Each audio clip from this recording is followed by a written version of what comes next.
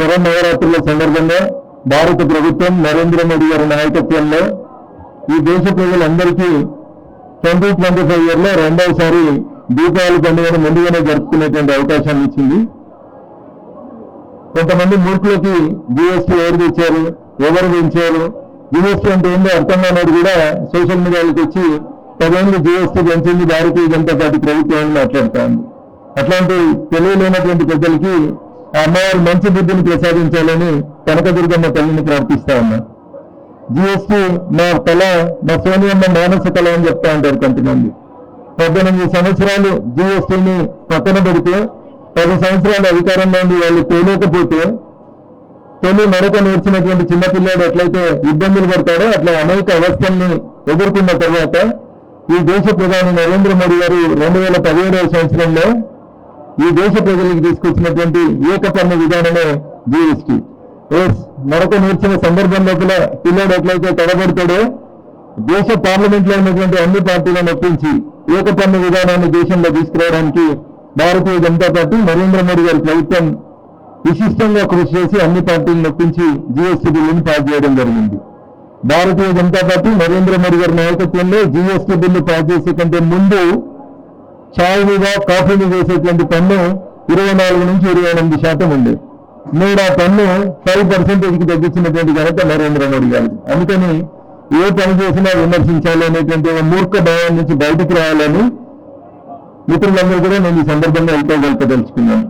ఈ శరన్నవరాత్రి ఉత్సవాల సందర్భంగా ఏ గ్రామానికైనా పేద ప్రజలు నరేంద్ర మోడీ గారిని తమ కుటుంబ సభ్యులుగా తమకు ఖర్చులు తగ్గించి పేద ప్రజలకి అండగా ఆశీస్సులు ఇస్తా ఉన్నాడని చెప్పి 140 కోట్ల ప్రజలు నరేంద్ర మోడీ గారిని తమ కుటుంబ సభ్యులుగా భావిస్తా ఉంటే వారు తీసుకొస్తున్నటువంటి రిఫార్మ్స్, వారు చేస్తున్నటువంటి ప్రజలు ఆ తల్లి ఆశీస్సులతో వారికి నిండు నీరేళ్ళు ఇవ్వాలని చెప్పి నేను ఈ సందర్భంగా కనకదుర్గమ్మ తల్లిని వేడుకుంటా ఉన్నాను.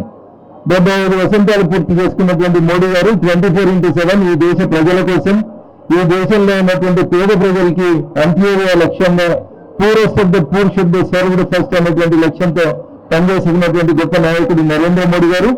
ఈ తల్లి విజయవాడ కనకదుర్గమ్మ వారికి నిండు నూరేళ్ళు ఆయుష్ ఇవ్వాలని మనస్ఫూర్తిగా కోరుకుంటూ భక్తులందరూ కూడా సవినయంగా మనం చేసేటువంటి అప్పీల్, మీ కష్టాల్లో ఒకరిగా మీ కుటుంబ సభ్యుడిగా ఉంటూ ప్రజలందరికీ మేలు జరగాలని తెచ్చినటువంటి జీఎస్టీలో గతంలో ఉన్నటువంటి 4 స్లాబ్లు ఎత్తేసి 2 స్లాబ్లు తీసుకొచ్చినటువంటి ఒక మంచి నాయకుడు, మాననీయుడు, ప్రపంచం వచ్చిన నేత నరేంద్ర మోడీ గారు ఇంకొక 25 సంవత్సరాలు మంచిగా భక్తులను ఆశీర్వదించాలని ఇక్కడ ఉన్నటువంటి పూజారులను, వస్తున్నటువంటి భక్తులందరినీ కూడా వేడుకుంటూ, గతంలో అమ్మవారికి సంబంధించినటువంటి ఆలయ కమిటీ ఒక కమిటీ ఉండేది.